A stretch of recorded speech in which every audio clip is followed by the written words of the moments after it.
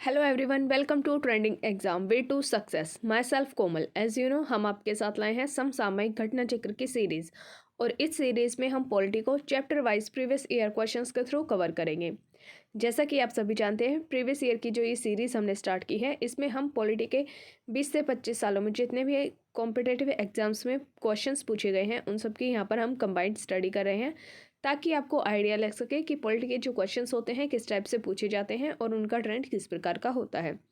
इस सीरीज़ में हमने 37 चैप्टर कंप्लीट कर लिए हैं और ये हमारा 38 चैप्टर चल रहा है, जिसके 2 पार्ट हमने कंप्लीट कर लिए प्रीवियस वीडियो में। और आज हम स्टार्ट करेंगे चैप्टर नंबर 38 का 3rd पार्ट। चलिए दोस्तों, स्टार्ट करते हैं आज का हमारा वीडियो। और इस सीरीज़ में ये हमारा चैप्टर नंबर 38 है। इसी चैप्टर के 2 पार्ट हम प्रीवियस वीडियो में कंप्लीट कर चुके हैं और यहाँ पर हम आज स्टार्ट करेंगे क्वेश्चन नंबर 56 से, जिस पे हम स्थानीय स्वशासन के बारे में पढ़ेंगे। तो चलिए दोस्तों, स्टार्ट करते हैं। अनुसूचित क्षेत्रों में ग्राम सभा की जो बैठक होती है, सम्मेलन होती है, इसकी अध्यक्षता कौन करते हैं? ऑप्शन ए सरपंच करते हैं, ऑप्शन बी उप सरपंच करते हैं, ऑप्शन सी सरपंच या फिर उप सरपंच कोई भी कर सकता है, ऑप्शन डी उपस्थित अनुसूचित जनजाति सदस्यों जो कि ग्राम सभा के द्वारा चुना जाए, ऑप्शन डी, ऑप्शन ई उपयुक्त में से कोई नहीं। तो यहाँ पर आपका ऑप्शन डी करेक्ट है। उपस्थित अनुसूचित जनजाति के जितने लोग सदस्य वहाँ पर होते हैं, उनमें से जो ग्राम सभा के द्वारा चुना जाता है वही अनुसूचित क्षेत्रों में ग्राम सभा के बैठक की अध्यक्षता करते हैं। तो यहाँ पर आपका ऑप्शन डी करेक्ट है। आगे इसके एक्सप्लेनेशन देखते हैं। अनुसूचित क्षेत्रों में ग्राम सभा की बैठक की अध्यक्षता उपस्थित अनुसूचित जनजाति सदस्य जो कि ग्राम सभा के द्वारा चुना जाए उसके द्वारा की जाती है। पैसा नियमों के अनुसार, जो पैसा एक्ट है उसके जो नियम बनाए गए हैं उनके अनुसार यह सदस्य 1 वर्ष के लिए आम सहमति से अध्यक्ष चुना जाता है। जो ये अध्यक्ष होता है वह 1 साल के लिए आम सहमति से चुना जाता है। लोग आपस में ही डिसाइड कर लेते हैं कि इस व्यक्ति को अध्यक्ष बनाना है। उपस्थित सदस्यों में यदि आम सहमति नहीं बन पाती है तो अनुसूचित जनजाति की सबसे उम्रदराज महिला सदस्य को अध्यक्ष बनाया जाता है। आमतौर पर क्या बोला गया है कि पैसा एक्ट के नियमों के अनुसार जो अनुसूचित क्षेत्रों में ग्राम सभा होती है उसकी बैठक की अध्यक्षता अनुसूचित जनजाति के सदस्यों के द्वारा, सदस्यों में से कोई भी एक व्यक्ति चुना जाता है और उनके द्वारा अध्यक्षता की जाती है। लेकिन अगर सहमति नहीं बन पाती है, आम सहमति नहीं बन पाती है, तो जो सबसे ज़्यादा उम्र की महिला होती है उन्हें ग्राम सभा की सम्मेलन का अध्यक्ष चुना जाता है। क्वेश्चन नंबर 57, 73वां संविधान संशोधन अधिनियम 1992 में क्या निर्दिष्ट करता है? 73वां संविधान संशोधन जो कि पंचायती राज सिस्टम से रिलेटेड है, वह क्या निर्देश करता है? ऑप्शन ए, ग्रामीण क्षेत्रों में जो बेरोजगार होते हैं या फिर जिनके पास कम रोजगार होता है, ऐसी पुरुष और ऐसी महिलाओं के लिए अर्चक रोजगार का सृजन करना। ऑप्शन बी, मंद कृषि के मौसम में, यानी कि जब कृषि कम चल रही होती है उस टाइम में सहायतार्थ या फिर कार्य की इच्छा रखने वाले जो वयस्क होते हैं, नौजवान होते हैं, उनके लिए रोजगार का सृजन करना। ऑप्शन सी, देश में मजबूत और जीवंत पंचायती राज संस्थाओं की बुनियाद रखना। ऑप्शन डी, जीवन के अधिकार, व्यक्ति की स्वतंत्रता एवं सुरक्षा, विधि के समक्ष समता एवं बिना भेदभाव के सुरक्षा की गारंटी देना। तो यहाँ पर आपका ऑप्शन सी करेक्ट है। 73वां संविधान संशोधन अधिनियम के जो 1992 के निर्दिष्ट हैं वो ये है कि देश के अंदर मजबूत और जीवंत पंचायती राज संस्थाओं को जीवंत पंचायती राज संस्थाओं की बुनियाद रखना। ये है 73वें संविधान संशोधन अधिनियम के निर्दिष्ट। आगे इसके एक्सप्लेनेशन देखते हैं।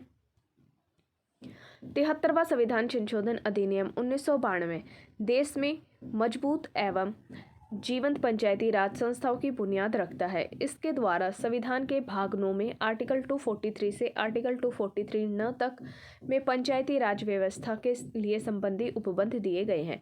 11वीं अनुसूची के तहत पंचायतों को सौंपे जाने वाले विषयों का भी उल्लेख किया गया है और 11वीं अनुसूची के अंदर जो 29 सब्जेक्ट ऐसे हैं जो कि पंचायतों के द्वारा किए जाते हैं। क्वेश्चन नंबर 58, 73वां संविधान संशोधन 24 अप्रैल 1993 से देश के अंदर प्रभावी हुआ था। यह राजस्थान में क्या प्रोत्साहित करेगा? जो 73वां संविधान संशोधन अधिनियम है जिसे 24 अप्रैल 1993 में प्रभाव में लाया गया था, यह राजस्थान के अंदर या फिर किसी राज्य के अंदर क्या प्रोत्साहित करने के लिए लाया गया था? ऑप्शन ए, नई एकीकृत राज्य व्यवस्था। ऑप्शन बी, ग्राम स्वराज्य बुनियाद। ऑप्शन सी स्वशासन व्यवस्था और ऑप्शन डी शासन सत्ता का केंद्रीकरण, जो शासन संस्था है उसका सेंट्रलाइजेशन। तो यहाँ पर आपका ऑप्शन सी करेक्ट है, स्वशासन की व्यवस्था। 73वां संविधान संशोधन अधिनियम 24 अप्रैल 1993 से देश में प्रभावी हुआ था। यह राजस्थान के सहित देश के विभिन्न राज्यों में पंचायती राज की व्यवस्था की स्थापना से संबंधित है, जो शासन सत्ता के विकेंद्रीकरण और स्वशासन व्यवस्था को प्रोत्साहित करने के लिए बनाया गया था। तो आपका जो 73rd और जो 74th कॉन्स्टिट्यूशन अमेंडमेंट एक्ट है, वह शासन की जो सत्ता होती है उसे डिसेंट्रलाइजेशन यानी कि विकेंद्रीकरण बनाने के लिए लाया गया था, ताकि 73वां जो संशोधन था आपका वह इसलिए लाया गया था ताकि ग्रामीण एरिया में जो रूरल एरिया है उसके अंदर स्वशासन की व्यवस्था को स्थापित किया जा सके। और जो 74वां संविधान संशोधन अधिनियम था वो इसलिए लाया गया था ताकि शहरों के अंदर स्वशासन की व्यवस्था को इंश्योर किया जा सके। क्वेश्चन नंबर 59, निम्नलिखित में से कौन तृणमूल लोकतंत्र से संबंधित है? तृणमूल लोकतंत्र का मतलब होता है ग्रास रूट डेमोक्रेसी, यानी कि जो डेमोक्रेसी है उसे देश के हर एक कोने तक बिल्कुल ग्रास रूट लेवल तक ले जाया जा सके। तो यहाँ पर आपको बताना है कि जो तृणमूल लोकतंत्र है, ग्रास रूट डेमोक्रेसी है, उनमें से वह किससे संबंधित है? ऑप्शन ए लोकपाल से, ऑप्शन बी पंचायती राज पद्धति से, ऑप्शन सी अंतर्राज्यीय परिषद से और ऑप्शन डी क्षेत्रीय राजनीति से। तो यहाँ पर आपका ऑप्शन बी करेक्ट है, पंचायती राज पद्धति से रिलेटेड है तृणमूल लोकतंत्र, क्योंकि जो पंचायती राज पद्धति है वह गाँव के अंदर ग्रामीण लेवल पर बिल्कुल ग्रास लेवल पर स्वशासन की एक सबसे छोटी इकाई है। तो यहाँ पर आपका ऑप्शन बी करेक्ट है। आगे इसके एक्सप्लेनेशन देखते हैं। तृणमूल लोकतंत्र ग्रास रूट डेमोक्रेसी यानी कि जमीनी स्तर पर लोकतंत्र, इसका संबंध लोकतंत्र के विकेंद्रीकरण डिसेंट्रलाइजेशन से है। भारत में स्वतंत्रता के बाद 2 अक्टूबर 1959 को जवाहरलाल नेहरू ने राजस्थान के नागौर जिले में लोकतांत्रिक विकेंद्रीकरण की योजना का शुरुआत किया था, श्री गणेश किया था। इसी दिन उसे संपूर्ण राजस्थान में लागू कर दिया गया था। तो राजस्थान का एक जिला है नागौर जिले में लोकतंत्र विकेंद्रीकरण की शुरुआत की गई थी पंडित जवाहरलाल नेहरू के द्वारा। इस लोकतांत्रिक विकेंद्रीकरण को ही पंचायती राज कहा जाता है। राजस्थान ही सबसे पहला राज्य था जिसमें संपूर्ण राज्य में सबसे पहले पंचायती राज की व्यवस्था की गई थी। संविधान का 73वां संविधान संशोधन करके पंचायती राज संस्थाओं को संविधान के द्वारा मान्यता दी गई थी, संवैधानिक मान्यता प्रदान की गई थी। तो जो 73वां संविधान संशोधन है वह ग्रास रूट डेमोक्रेसी से रिलेटेड है, जमीनी स्तर के लोकतंत्र से रिलेटेड है। और ये इसलिए लाया गया था कि जो लोकतंत्र है उसे, जो डेमोक्रेसी है उसे भारत देश के हर एक राज्य में ग्रामीण लेवल तक बिल्कुल ग्रास रूट लेवल तक लाया जा सके। इसी के लिए 73वां और 74वां अमेंडमेंट किया गया था। क्वेश्चन नंबर 60, पंचायती राज एक कैसी व्यवस्था है? जो पंचायती राज व्यवस्था है वह किस टाइप की व्यवस्था है, किस टाइप का सिस्टम है? फर्स्ट, स्थानीय स्तर पर स्वशासन की, ये बिल्कुल करेक्ट है। जो पंचायती राज है वह स्थानीय स्तर पर स्वशासन की व्यवस्था के लिए ही लाई गई थी कॉन्स्टिट्यूशन अमेंडमेंट 73 के द्वारा। सेकंड, जैव संबंधों के साथ त्रिस्तरीय अभिशासन की व्यवस्था है, ये भी बिल्कुल करेक्ट है। थर्ड, लोकतंत्र है उसके विकेंद्रीकरण की व्यवस्था है, डिसेंट्रलाइजेशन की व्यवस्था है, ये भी आपका करेक्ट है। फोर्थ, पद सोपनिक संरचना की, ये इनकरेक्ट है आपका। तो यहाँ पर आपकी जो पंचायती राज व्यवस्था है वह स्थानीय स्तर पर स्वशासन की व्यवस्था है। जैव संबंधों के साथ साथ त्रिस्तरीय अभिशासन की व्यवस्था है। ग्रामीण लेवल पर गाँव में जो पंचायतें होती हैं उन्हें 3 लेवल्स में डिवाइड किया गया है। पहले ग्राम सभा, सेकंड नंबर पर माध्यमिक ग्राम पंचायत और थर्ड नंबर पर होती है जिला पंचायत। तो ये त्रिस्तरीय अभिशासन की है। और लोकतंत्र का डिसेंट्रलाइजेशन होता है, तो डिसेंट्रलाइजेशन की व्यवस्था भी है। तो यहाँ पर आपका ऑप्शन सी करेक्ट है। फर्स्ट, सेकंड और थर्ड तीनों स्टेटमेंट आपकी करेक्ट है, फोर्थ इनकरेक्ट है। आगे इसके एक्सप्लेनेशन देखते हैं। पंचायती राज स्थानीय स्तर पर स्वशासन की एक व्यवस्था है। बलवंत राय मेहता ने इसे लोकतांत्रिक विकेंद्रीकरण की व्यवस्था भी कहा है। यह एक प्रकार से त्रिस्तरीय जैविकीय संबंधों के अभिशासन की संरचना है। तो जो 73rd कॉन्स्टिट्यूशन अमेंडमेंट एक्ट है जिसमें पंचायती राज की व्यवस्था को लाया गया था, वह बलवंत राय मेहता कमेटी की जो रिकमेंडेशंस थी उन्हीं के आधार पर लाया गया था। क्वेश्चन नंबर 61, पंचायती राज व्यवस्था का मूल उद्देश्य क्या सुनिश्चित करना है। यहाँ पर आपको बताना है कि जो पंचायती राज व्यवस्था है जिसे 73rd अमेंडमेंट एक्ट के द्वारा लाया गया था, उसका मेन एम क्या है, मूल उद्देश्य क्या है। फर्स्ट, विकास में जन भागीदारी करना, जो डेवलपमेंट किया जाता है उसके अंदर जन भागीदारी को सुनिश्चित करना, इंश्योर करना। सेकंड, राजनीतिक जवाबदेही देना। थर्ड, लोकतंत्र का विकेंद्रीकरण करना। और फोर्थ, वित्तीय संग्रहण, फाइनेंशियल मोबिलाइजेशन। तो यहाँ पर आपका जो फर्स्ट और थर्ड स्टेटमेंट दी गई है वो आपकी करेक्ट है। पंचायती राज व्यवस्था का जो मूल उद्देश्य है वह विकास में जन भागीदारी को इंश्योर करना है और लोकतंत्र का डिसेंट्रलाइजेशन करना है। तो यहाँ पर आपका ऑप्शन सी आपका बिल्कुल करेक्ट है। यहाँ पर फर्स्ट और थर्ड स्टेटमेंट दी गई है वो करेक्ट है। पंचायती राज का शुभारंभ 2 अक्टूबर 1959 को नागौर जिले में किया गया था, जो कि राजस्थान में है। 73वें संविधान संशोधन अधिनियम 1992 के द्वारा पंचायतों को संवैधानिक दर्जा प्रदान किया गया था। इसका मुख्य उद्देश्य स्थानीय जनता की विकास में भागीदारी को, जन भागीदारी और लोकतंत्र विकेंद्रीकरण को सुनिश्चित करना है। क्वेश्चन नंबर 62, स्थानीय स्वशासन की सर्वोत्तम व्याख्या यह की जा सकती है कि यह एक प्रयोग है। यहाँ पर आपको बताना है कि जो स्थानीय स्वशासन है, लोकल सेल्फ जो गवर्नमेंट होती है, उसकी सर्वोत्तम व्याख्या आप कैसे करेंगे। आपको बताना है कि जो स्थानीय स्वशासन होता है वह किसका प्रयोग होता है। ऑप्शन ए, संघवाद का प्रयोग। ऑप्शन बी, लोकतांत्रिक विकेंद्रीकरण का प्रयोग। ऑप्शन सी, प्रशासकीय प्रयोजनों का। और ऑप्शन डी, प्रत्यक्ष लोकतंत्र का। तो यहाँ पर आपका ऑप्शन बी करेक्ट है। लोकतांत्रिक विकेंद्रीकरण का ये एक प्रयोग है स्थानीय स्वशासन, यानी कि जो लोकतंत्र है, डेमोक्रेसी है, उसका डिसेंट्रलाइजेशन करना ही स्थानीय स्वशासन कहलाता है। तो ऑप्शन बी आपका बिल्कुल करेक्ट है। आगे देखते हैं क्वेश्चन नंबर 63, पंचायती राज व्यवस्था अपनाई गई थी। आपको बताना है कि जो पंचायती राज व्यवस्था है वह किस लिए अपनाई गई थी, क्या करने के लिए अपनाई गई थी।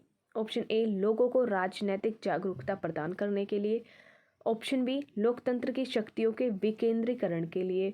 ऑप्शन सी, कृषकों को शिक्षित करने के लिए। और ऑप्शन डी, उपयुक्त में से कोई नहीं। तो यहाँ पर आपका ऑप्शन बी करेक्ट है। लोकतंत्र जो डेमोक्रेसी है उसकी पावर को डिसेंट्रलाइज करने के लिए ही पंचायती राज व्यवस्था अपनाई गई थी। तो ऑप्शन बी आपका यहाँ पर करेक्ट है।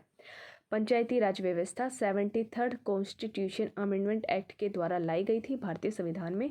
और इस अमेंडमेंट के थ्रू ही भारतीय संविधान में एक नई सूची जोड़ी गई थी, 11वीं अनुसूची, जिसके अंदर 29 ऐसे विषय थे जिनका उत्तरदायित्व पंचायती राज व्यवस्था को सौंपा गया था, ताकि वह स्थानीय लेवल पर जो लोग होते हैं उनकी भागीदारी को विकास के अंदर एंश्योर कर सके। तो लोकतंत्र की शक्तियों को डिसेंट्रलाइज करने के लिए, विकेंद्रीकरण करने के लिए ही पंचायती राज व्यवस्था अपनाई गई थी। और राजस्थान पहला ऐसा राज्य था जिसने अपने राज्य के अंदर पंचायती राज व्यवस्था को लागू किया था। आगे देखते हैं क्वेश्चन नंबर 64, स्थानीय शासन की निम्नलिखित में से कौन सी एक विशेषता नहीं है। तो यहाँ पर आपको ये बताना है कि जो लोकल सेल्फ गवर्नमेंट दी गई है उसकी इनमें से कौन सी विशेषता नहीं है। ऑप्शन ए, वैधानिक स्थिति। ऑप्शन सी, स्थानीय समुदाय की भागीदारी। ऑप्शन सी, केंद्रीय नियंत्रण। और ऑप्शन डी, कर आरोपित कर वित्त प्राप्त करने की शक्ति। तो यहाँ पर जो आपको ऑप्शन सी में दिया गया है, केंद्रीय नियंत्रण यानी कि सेंटर का कंट्रोल, ये स्थानीय स्वशासन की विशेषता नहीं है। तो यहाँ पर आपका ऑप्शन सी करेक्ट है। आगे इसके एक्सप्लेनेशन देखते हैं। वैधानिक स्थिति और स्थानीय समुदाय की भागीदारी, कतिपय कर आरोपित करना और वित्त प्राप्त करना, ये सभी तो स्थानीय स्वशासन की विशेषताएं हैं। यानी कि जो आपकी ये स्थानीय स्वशासन है इसे वैधानिक स्थिति भी प्राप्त है और यह स्थानीय जो समुदाय होते हैं उन लोगों की भागीदारी को भी इंश्योर करती है डेवलपमेंट के अंदर। और कुछ ऐसे टैक्सेस हैं, शुल्क हैं, जो पंचायत राज के पंचायतों के द्वारा ही लगाए जाते हैं और उन्हें प्राप्त भी किया जाता है। तो ये तीनों जो ऑप्शंस में दिए गए हैं यह स्थानीय स्वशासन की विशेषता हैं। लेकिन जो आपको केंद्रीय नियंत्रण स्थापित करने से तो इसका उद्देश्य ही समाप्त हो जाता है। जो पंचायती राज है अगर इसके ऊपर केंद्र का कंट्रोल हो जाएगा तो जिस उद्देश्य के लिए पंचायती राज व्यवस्था लाई गई थी वो उद्देश्य ही खत्म हो जाएगा। तो जो ऑप्शन सी में आपको दिया गया है केंद्रीय नियंत्रण, ये आपका इनकरेक्ट है। क्वेश्चन नंबर 65, पंचायती राज का प्रधान लक्ष्य क्या है? जो पंचायती राज व्यवस्था थी उसका मेन उद्देश्य क्या है? ऑप्शन ए ग्राम वासियों के बीच में प्रतिद्वंद्विता को बढ़ाना, ये इनकरेक्ट है। ऑप्शन बी चुनाव में लड़ने के लिए ग्राम वासियों को प्रशिक्षण देना, ये भी आपका इनकरेक्ट है। ऑप्शन सी ग्राम वासियों में शक्ति का विकेंद्रीकरण करना, ये आपका करेक्ट है। और डी इनमें से कोई नहीं, तो यहाँ पर आपका ऑप्शन सी करेक्ट है। जो ग्रामीण लोग होते हैं उनके अंदर शक्ति का पावर को डिसेंट्रलाइज करना ही पंचायती राज व्यवस्था का प्रधान लक्ष्य था, तो यहाँ पर आपका ऑप्शन सी करेक्ट है। आगे इसके एक्सप्लेनेशन देखते हैं। पंचायती राज का प्रधान लक्ष्य ग्राम वासियों के शक्ति और सत्ता का विकेंद्रीकरण करना है, जिससे वे अपनी आवश्यकताओं के अनुरूप नीतियां बना सके और उन्हें लागू भी कर सके। तो गांव के लेवल पर जो डेवलपमेंट है उसके अंदर डिसेंट्रलाइजेशन करना ही पंचायती राज का प्रधान लक्ष्य है, तो ऑप्शन सी आपका करेक्ट है। आगे देखते हैं क्वेश्चन नंबर 66। सरकार की पंचायती राज प्रणाली की प्रमुख विशेषताएं क्या हैं? यहाँ पर भी आपको यही बताना है कि जो गवर्नमेंट की पंचायती राज प्रणाली है उनकी मेन विशेषताएं क्या हैं। ऑप्शन ए, इनमें सरकार की 3 श्रेणियां होती हैं, ये बिल्कुल करेक्ट है। जो पंचायती राज व्यवस्था होती है इसमें सरकार के 3 लेवल बनाए गए हैं। पहले पर होती है ग्राम सभा, सेकंड पर होती है मिडाइवल यानी कि मीडियम पंचायत होती है, और थर्ड नंबर पर होती है जिला पंचायत।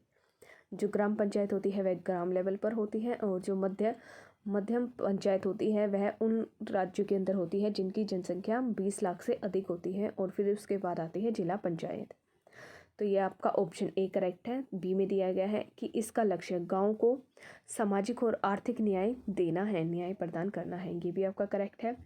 सी ऑप्शन में दिया गया है कि जिला परिषद में इसके सदस्य के रूप में कुछ सांसद होते हैं, ये भी बिल्कुल करेक्ट है। जो सांसद होते हैं वह जिला परिषद के कुछ सदस्य होते हैं। ऑप्शन डी उपयुक्त इनमें से सभी सही हैं, तो यहाँ पर जो आपको ऑप्शन ए, बी और सी में दिया गया है वो आपका करेक्ट है। तो यहाँ पर आपका ऑप्शन डी सही है, क्योंकि ऊपर दिए गए तीनों ऑप्शन करेक्ट हैं, तो ये सभी सही हैं। आगे इसका एक्सप्लेनेशन देखते हैं। पंचायती राज प्रणाली के तहत स्थानीय स्तर पर त्रिस्तरीय 3 लेवल की शासन की व्यवस्था की गई है। ग्राम स्तर पर, ब्लॉक स्तर पर यानी कि जो मीडियम स्तर है वो, और जिला स्तर। पंचायती राज का उद्देश्य स्थानीय ग्रामीण समुदाय को सामाजिक आर्थिक न्याय प्रदान करना है। संविधान के आर्टिकल 243 क्लोज 3 के तहत राज्य विधानमंडलों के द्वारा विधि के माध्यम से जिला स्तर की परिषदों में वहां के सांसदों के सदस्य होने का प्रावधान किया गया है। तो जो सांसद होते हैं जिला परिषद में, जो सांसद व्यक्ति होते हैं, सदस्य होते हैं, उनका प्रोविज़न आर्टिकल 243 क्लोज 3 में दिया गया है। आगे देखते हैं क्वेश्चन नंबर 67। पंचायती राज से संबंधित निम्नलिखित कथनों में से कौन सा सही नहीं है? यहाँ पर आपको बताना है कि जो पंचायती राज व्यवस्था है उनमें से उसके अकॉर्डिंग इनमें से कौन सा ऑप्शन इनकरेक्ट है। ऑप्शन ए, पंचायत व्यवस्था भारतीय ग्रामीण जीवन को युगों से एक अभिन्न अंग रहा है। पंचायत राज जो व्यवस्था है वह भारतीय ग्रामीण जीवन का युगों से एक अभिन्न अंग रहा है, ये बिल्कुल करेक्ट है। यानी कि जब आप एंशियंट हिस्ट्री के बारे में पढ़ेंगे, मिडाइवल हिस्ट्री के बारे में पढ़ेंगे, तब भी आपको गांव के लेवल पर पंचायतों के बारे में पढ़ने को मिलेगा। तो जो पंचायत व्यवस्था है वह पुराने टाइम से ही भारत का अंग रही है, तो ऑप्शन ए आपका करेक्ट है। ऑप्शन बी में दिया गया है कि 73वां संशोधन 15 अगस्त 1993 से प्रभावी हुआ था, तो ऑप्शन डी आपका इनकरेक्ट है, क्योंकि ये 15 अगस्त यहाँ पर इनकरेक्ट दिया गया है। ऑप्शन सी में बोला है कि यह एक त्रिस्तरीय जैविकीय रूप से जुड़ी संरचना है, ये भी आपका करेक्ट है। और ऑप्शन डी, भारतीय संविधान का आर्टिकल 243G उसके महत्व को बढ़ाता है। जो भारतीय संविधान का जो आर्टिकल 243G है वह पंचायती राज के महत्व को बढ़ाता है, तो ऑप्शन डी भी आपका यहाँ पर करेक्ट है। यहाँ पर आपको इनकरेक्ट ऑप्शन चूज़ करना था, तो वो है आपका ऑप्शन बी। आगे इसके एक्सप्लेनेशन देखते हैं। भारत में पंचायत व्यवस्था ग्रामीण जीवन का युगों से एक अभिन्न अंग रही है। 73वें संविधान संशोधन अधिनियम 1992 जो कि 24 अप्रैल 1993 से प्रभाव में आया था, इसके द्वारा संवैधानिक दर्जा दिया गया था। 73वें संविधान संशोधन के द्वारा त्रिस्तरीय पंचायत व्यवस्था अपनाई गई थी, जो कि जैविकीय रूप से जुड़ी संरचना मानी जाती है। भारतीय संविधान के आर्टिकल 243G में पंचायतों की शक्तियां, प्राधिकार और उत्तरदायित्व संबंधी प्रावधान दिए गए हैं जो कि पंचायतों के महत्व को बढ़ाते हैं। क्वेश्चन नंबर 68, पंचायती राज का मुख्य उद्देश्य क्या है? पंचायती राज व्यवस्था का मेन एम क्या है? ऑप्शन ए कृषि उत्पादन को बढ़ाना, ऑप्शन बी रोजगार को बढ़ाना, ऑप्शन सी लोगों की राजनीतिक जागरूकता को बढ़ाना, ऑप्शन डी लोगों को विकासमूलक प्रशासन में भागीदारी के योग्य बनाना। तो यहाँ पर आपका ऑप्शन डी करेक्ट है। जो पंचायती राज व्यवस्था है उसका मूल उद्देश्य ये है कि वह लोगों के अंदर विकासमूलक प्रशासन में उनकी भागीदारी को बढ़ाने के लिए उन्हें योग्य बनाए। तो ऑप्शन डी आपका यहाँ पर करेक्ट है। इसकी एक्सप्लेनेशन देखते हैं। पंचायती राज व्यवस्था का मुख्य उद्देश्य आम जनता को विकासमूलक प्रशासन में भागीदारी के योग्य बनाना है। सत्ता के विकेंद्रीकरण का यह मुख्य उपकरण है। तो जो पंचायती राज व्यवस्था है वह पावर के डिसेंट्रलाइजेशन का एक मेन मुख्य उपकरण है। 73वें संविधान संशोधन अधिनियम 1992 के द्वारा पंचायतों को और 74वें संविधान संशोधन अधिनियम 1992 के द्वारा नगर पालिकाओं को संवैधानिक दर्जा दिया गया था। तो 1992 के अंदर 2 अमेंडमेंट लाए गए थे, 73rd और 74th, जिसमें 73rd के द्वारा पंचायतों को संवैधानिक दर्जा दिया गया था और जो 74वां अमेंडमेंट है उसके द्वारा नगर पालिकाओं को संवैधानिक दर्जा प्रदान किया गया था। पंचायतों के अंदर भी तीन लेवल की पंचायतों के बारे में बताया गया है और जो नगर पालिका है उनमें भी 3 लेवल की नगर पालिकाओं के बारे में बताया गया है। क्वेश्चन नंबर 69, सफलतापूर्वक कार्य करने के लिए पंचायती राज को पूरे सहयोग की आवश्यकता पड़ती है। तो यहाँ पर आपको ये बताना है कि जो पंचायती राज व्यवस्था है अगर उसे सफलतापूर्वक कार्य करना है तो उन्हें किसकी ज़रूरत पड़ती है? ऑप्शन ए स्थानीय जनता की, ऑप्शन बी केंद्रीय सरकार की, ऑप्शन सी नौकरशाही की और ऑप्शन डी राजनेताओं की। तो यहाँ पर आपका ऑप्शन ए करेक्ट है। स्थानीय जनता की ज़रूरत पड़ती है पंचायती राज को अगर उन्हें सफलतापूर्वक कार्य करना है तो यहाँ पर आपका ऑप्शन ए करेक्ट है। जो पंचायती राज व्यवस्था है वह स्थानीय लोगों की भागीदारी को ही एंश्योर करती है डेवलपमेंट में, इसलिए उन लोगों की भागीदारी इन्हें चाहिए होती है। पंचायती राज को सफलतापूर्वक कार्य करने के लिए स्थानीय जनता के पूर्ण सहयोग की आवश्यकता होती है। बिना जन भागीदारी के पंचायती राज का स्वपन साकार ही नहीं होगा। तो जो पंचायती राज व्यवस्था को जो उद्देश्य रखे गए थे अगर जन भागीदारी उसमें नहीं होगी तो उन सपनों को, उन उद्देश्य को पूरा नहीं किया जा सकेगा। तो अगर पंचायती राज को सफलतापूर्वक कार्य करना है तो उन्हें स्थानीय जनता की आवश्यकता पड़ती है। ऑप्शन ए यहाँ पर आपका करेक्ट है। आगे देखते हैं क्वेश्चन नंबर 70, भारत में पंचायती राज प्रतिनिधित्व करता है। यहाँ पर आपको बताना है कि जो पंचायती राज है वह किसका प्रतिनिधित्व करता है। ऑप्शन ए शक्तियों के विकेंद्रीकरण का, ऑप्शन बी लोगों की हिस्सेदारी का, ऑप्शन सी सामुदायिक विकास का और ऑप्शन डी ये सभी। तो यहाँ पर आपका ऑप्शन डी करेक्ट है क्योंकि पंचायती राज व्यवस्था जो है वह शक्ति के विकेंद्रीकरण का भी प्रतिनिधित्व करती है, लोगों की हिस्सेदारी का भी प्रतिनिधित्व करती है और सामुदायिक विकास को भी प्रतिनिधित्व करती है। तो ऑप्शन डी आपका यहाँ पर करेक्ट है। भारत में पंचायती राज की स्थापना ग्रामीण जनता के सर्वांगीण विकास के लिए की गई थी। यह शक्तियों के विकेंद्रीकरण, लोगों की भागीदारी और सामुदायिक विकास इन तीनों का प्रतिनिधित्व करती है। तो यहाँ पर आपका ऑप्शन डी सही है। क्वेश्चन नंबर 71, निम्न में से कौन सा विकेंद्रीकरण का वैशिष्ट्य नहीं है? यहाँ पर आपको बताना है कि इनमें से कौन सा जो डिसेंट्रलाइजेशन है इसका वैशिष्ट्य नहीं है। ऑप्शन ए स्वायत्तता, ऑप्शन बी लोक सहभागिता, ऑप्शन सी स्थानीय समुदायों में आत्मविश्वास को नहीं जगाना, ऑप्शन डी स्थानीय समुदायों को सशक्त करना, ऑप्शन ई उपयुक्त में से कोई नहीं या फिर एक से अधिक। तो यहाँ पर आपका ऑप्शन सी करेक्ट है। स्थानीय लोगों के अंदर आत्मविश्वास को नहीं जगाना ये विकेंद्रीकरण का वैशिष्ट्य नहीं है। बाकी स्वायत्तता, लोकहितता और स्थानीय समुदाय को सशक्त बनाना ये सभी डिसेंट्रलाइजेशन के ही एग्जाम्पल्स हैं। तो यहाँ पर आपका ऑप्शन सी करेक्ट है। आगे इसके एक्सप्लेनेशन देखते हैं। दिए गए ऑप्शन में से स्थानीय समुदायों में आत्मविश्वास को नहीं जगाना विकेंद्रीकरण का वैशिष्ट्य यानी कि विशेषता नहीं है। स्वायत्तता, लोक सहभागिता और स्थानीय समुदायों को सशक्त बनाना विकेंद्रीकरण की विशेषता है। तो यहाँ पर आपका ऑप्शन सी करेक्ट है। क्वेश्चन नंबर 72, निम्नलिखित कथनों पर विचार कीजिए। यहाँ पर आपको एसर्शन और रीजन का क्वेश्चन दिया गया है और आपको इनमें से बताना है कि कौन सा करेक्ट है। एसर्शन में बोला है कि स्थानीय स्तर पर ग्रामीण मामलों में प्रबंधन में राजनीति का जो अंतखेल था वह कम हो गया है। जो गांव के मामले होते हैं उनके अंदर उनके मैनेजमेंट में अब पॉलिटिक्स का खेल कम हो गया है। और रीज़न बताया गया है इसका कि संविधान के 73वें संशोधन के द्वारा ग्रामीण स्थानीय शासन संस्थाओं का पुनरुत्थान हो गया था। जो 73वां संविधान संशोधन है उसके द्वारा ग्रामीण स्थानीय शासनों का जो संस्थाएं होती हैं उनका पुनरुत्थान हुआ। तो यहाँ पर आपका असर्शन और रीज़न भी करेक्ट दिया गया है। जो 73rd कॉन्स्टिट्यूशन अमेंडमेंट एक्ट है इसी के द्वारा ग्रामीण स्थानीय शासन की संस्थाओं का पुनरुत्थान हुआ था, जिसकी वजह से जो राजनीति था इसका अंतखेल कम हो गया है। तो यहाँ पर आपका असर्शन और रीज़न दोनों करेक्ट है। तो यहाँ पर आपका ऑप्शन ए सही है, जिसमें असर्शन और रीज़न दोनों करेक्ट है। जो रीज़न है वह असर्शन की सही व्याख्या भी करता है। तो ऑप्शन ए आपका करेक्ट है। आगे इसका एक्सप्लेनेशन देखते हैं।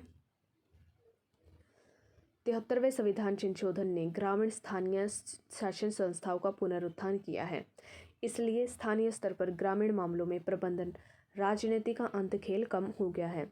तो यहाँ पर आपका असर्शन भी करेक्ट है और रीज़न भी करेक्ट दिया गया है। इसमें आपको ये बताया गया था कि जो 73rd कॉन्स्टिट्यूशन अमेंडमेंट एक्ट है जो कि 1992 में लाया गया था, जिसके द्वारा ग्रामीण लेवल पर यानी कि ग्रामीण लेवल पर गांव के लोगों के लिए स्वशासन की इकाइयों को स्थापित किया गया था पंचायती राज व्यवस्था के रूप में। तो जब से पंचायती राज व्यवस्था आई है 73rd कॉन्स्टिट्यूशन अमेंडमेंट एक्ट के द्वारा, तब से जो पॉलिटिक्स है गांव के अंदर उसके मैनेजमेंट में उसका खेल कम हो गया है, पॉलिटिक्स का खेल कम हो गया है। क्वेश्चन नंबर 73, निम्नलिखित क्षेत्रों में से किस एक में राज्य सरकार का स्थानीय इकाइयों लोकल बॉडीज़ पर नियंत्रण नहीं होता है। इस क्वेश्चन में आपको ये बताना है कि कौन से ऐसे क्षेत्र हैं जिनमें राज्य सरकार का, स्टेट गवर्नमेंट का जो स्थानीय इकाई होती है, लोकल बॉडी होती है, इनके ऊपर कंट्रोल नहीं होता है। ऑप्शन ए नागरिकों की शिकायतें, ऑप्शन बी आर्थिक मामले, ऑप्शन सी विधि निर्माण और ऑप्शन डी कार्मिकों के मामले। तो यहाँ पर आपका ऑप्शन ए करेक्ट है। नागरिकों की जो शिकायतें होती हैं इसमें राज्य सरकार का स्थानीय इकाइयों लोकल बॉडी पर कोई कंट्रोल नहीं होता है। ऑप्शन ए आपका करेक्ट है। स्थानीय निकायों पर नागरिकों की शिकायतों के मामले में राज्य सरकार का कोई भी कंट्रोल नहीं होता है, जबकि आर्थिक मामले, कार्मिकों तथा विधि निर्माण के संदर्भ में राज्य सरकार का स्थानीय निकायों के ऊपर कंट्रोल होता है। तो जो नागरिकों की शिकायतें होती हैं उस मामले में राज्य सरकार का कोई भी कंट्रोल नहीं होता है। तो ऑप्शन ए यहाँ पर आपका करेक्ट है। क्वेश्चन नंबर 74, ग्रामीण स्थानीय शासन का पंचायती राज नामांकन किस भारतीय नेता के सुझाव का परिणाम था। यहाँ पर आपको बताना है कि 73वें संविधान संशोधन के द्वारा जो ग्रामीण स्थानीय स्वशासन की व्यवस्था अपनाई गई थी, जिसे पंचायती राज व्यवस्था का नाम भी दिया गया था। तो जो ये पंचायती राज व्यवस्था है यह भारत के किस नेता के द्वारा सुझाया गया था। ऑप्शन ए पंडित जवाहरलाल नेहरू के द्वारा, option B doctor Rajendra Prasad के द्वारा, ऑप्शन सी सरदार वल्लभ भाई पटेल के द्वारा और ऑप्शन डी एम.के. गांधी के द्वारा, यानी कि मोहनदास करमचंद गांधी के द्वारा। तो यहाँ पर आपका ऑप्शन डी करेक्ट है। एम.के. गांधी के द्वारा ही पंचायती राज व्यवस्था का नाम सुझाया गया था। आगे इसके एक्सप्लेनेशन देखते हैं। ग्रामीण स्थानीय स्वशासन का पंचायती राज नामांकन महात्मा गांधी के द्वारा सुझाया गया था। इन्हीं के सुझाव का परिणाम था। महात्मा गांधी ने महसूस किया था कि गांवों को न तो केवल आर्थिक रूप से बल्कि राजनीतिक और प्रशासनिक रूप से भी आत्मनिर्भर होना चाहिए। उन्होंने ये सुझाव दिया था कि एक गांव के सभी मामले वयस्क मताधिकार के आधार पर निर्वाचित एक पंचायत के द्वारा प्रशासित किए जाने चाहिए। जो महात्मा गांधी है उन्होंने ये रिकमेंडेशन दी थी कि किसी भी गांव के जो सभी मामले होते हैं वह वयस्क मताधिकार के आधार पर जो निर्वाचित सदस्य होते हैं पंचायत के, उनके द्वारा प्रशासित किए जाने चाहिए। तो ऑप्शन डी यहाँ पर आपका करेक्ट है। पंचायती राज जो व्यवस्था नाम है यह महात्मा गांधी के द्वारा दिया गया था। क्वेश्चन नंबर 75, सीडीपी और एनईएस के पुनः गठन के लिए 1957 में एनडीसी नेशनल डेवलपमेंट काउंसिल के द्वारा स्थापित समिति का नाम बताएं, जिसने ग्रामीण स्थानीय सरकार की त्रिस्तरीय प्रणाली का सुझाव दिया था। यहाँ पर आपको बताना है कि जो सीडीपी और एनईएस है इसके पुनर्गठन के लिए 1957 में एनडीसी के द्वारा कुछ समिति का नाम बताया गया था। तो आपको यहाँ पर ये बताना है कि जिसने ग्रामीण स्थानीय सरकार की त्रिस्तरीय प्रणाली का सुझाव दिया था वह कौन सी समिति थी। Option A Balwant Rai Mehta, option B Ashok Mehta समिति, ऑप्शन सी प्रजातांत्रिक विकेंद्रीकरण पर महाराष्ट्र समिति और ऑप्शन डी ग्राम नगर संबंध समिति। तो यहाँ पर आपका ऑप्शन ए करेक्ट है। बलवंत राय मेहता के द्वारा 3 स्तरीय ग्रामीण सरकार की जो प्रणाली है उसका सुझाव दिया गया था। तो ऑप्शन ए आपका यहाँ पर बिल्कुल करेक्ट है। इसके एक्सप्लेनेशन देखते हैं। 1952 में प्रारंभ में सामुदायिक विकास कार्यक्रम कम्युनिटी डेवलपमेंट प्रोग्राम और 1953 में प्रारंभ राष्ट्रीय विस्तार योजना नेशनल एक्सटेंशन स्कीम के पुनर्गठन के लिए इन दोनों का सीडीपी का और एनईएस का पुनर्गठन किया गया था। और उसके लिए राष्ट्रीय विकास परिषद एनडीसी के द्वारा बलवंत राय मेहता समिति का गठन 1957 में किया गया था। इस समिति ने लोकतंत्र का विकेंद्रीकरण और ग्रामीण स्थानीय सरकार की त्रिस्तरीय पंचायत प्रणाली की अनुशंसा की थी, रिकमेंडेशन दी थी। तो जो भारत के अंदर 73वें संविधान संशोधन के द्वारा पंचायती राज व्यवस्था लाई गई है वह बलवंत राय मेहता के द्वारा ही सुझाई गई थी। तो चलिए दोस्तों, इस चैप्टर को यहीं पर कंप्लीट करते हैं। स्थानीय स्वशासन के इस चैप्टर में अगर आपको कोई भी डाउट आया हो, कुछ समझ में ना आया हो, तो आप उसे कमेंट सेक्शन में पूछ सकते हैं। और अगर आपको वीडियो पसंद आया हो तो प्लीज़ वीडियो को लाइक करें, शेयर करें और चैनल को सब्सक्राइब करें। और इस चैप्टर के अंदर जो भी बचे हुए क्वेश्चंस हैं उन्हें हम नेक्स्ट वीडियो में कवर करेंगे।